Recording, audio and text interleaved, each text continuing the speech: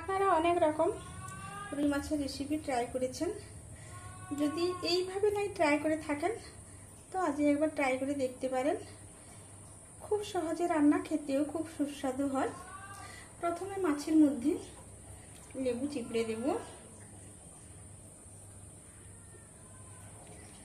লেবু চিপড়ে দিয়ে এর মধ্যে দিয়ে দেব নুন,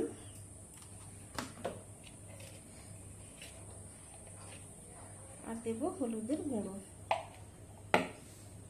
এবার মেখে রেখে নেব।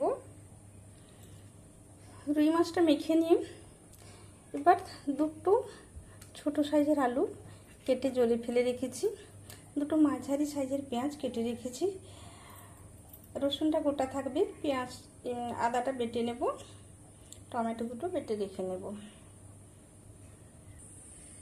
এবার মশলাটা বেটে রেখে ওভেনটা জ্বালিয়ে নিয়ে একটা কড়াই বসিয়ে, কড়াই গরম হলে এর মধ্যে সরষের তেল দিয়ে দেব। এবার তেল গরম করে নিয়ে এর মধ্যে দিয়ে দেবো মাছ।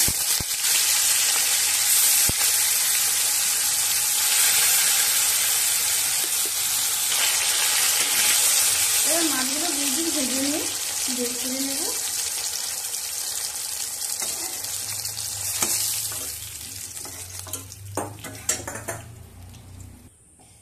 এবার তেলের মধ্যে দিয়ে দেব সামান্য গোটা জিরে,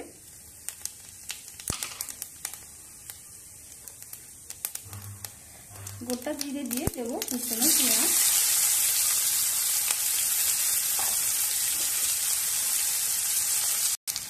পেঁয়াজটা ভাজা হতে হতে টমেটোর মধ্যে দুটো কাঁচা লঙ্কা দিয়ে বেটে নেব।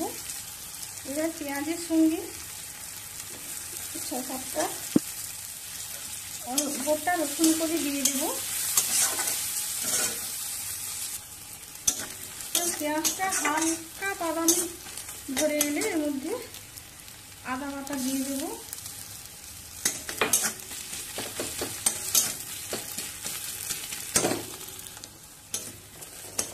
এবার আদার কাঁচা গন্ধ যাওয়া অবধি ভেজে নিয়ে এর মধ্যে দিয়ে দেব হলুদের গুঁড়ো সামান্য, দেব ধনের গুঁড়ো 1/2 চামচ, আর দেব লঙ্কার গুঁড়ো। একটু নেড়ে নিয়ে এর মধ্যে টমেটো বাটা দিয়ে দেব।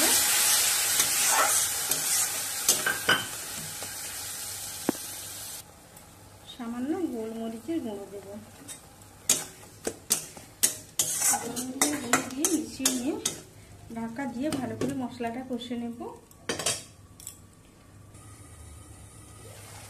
এবার টমেটো দিয়ে ভালো করে কষে নিয়ে এর মধ্যে ভেজে রাখা আলু দেব। আলুটা আমি ভেজে রাখছিলাম।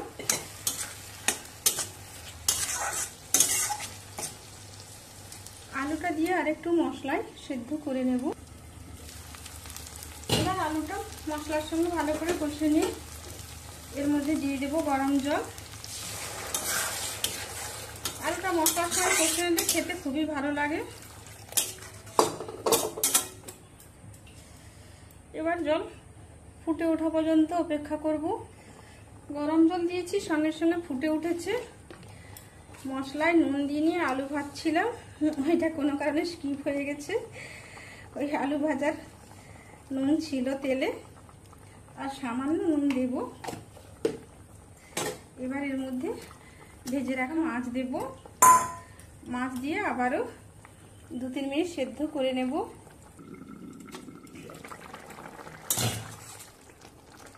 আবারও মাছ দিয়ে সিদ্ধ করে নিলাম।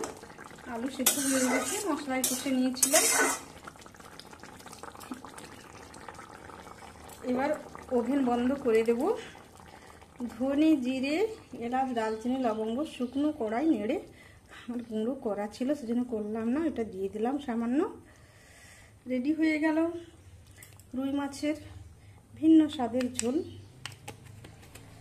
আমি কিভাবে রুই মাছের ঝোল বানালাম আপনাদের সঙ্গে শেয়ার করলাম।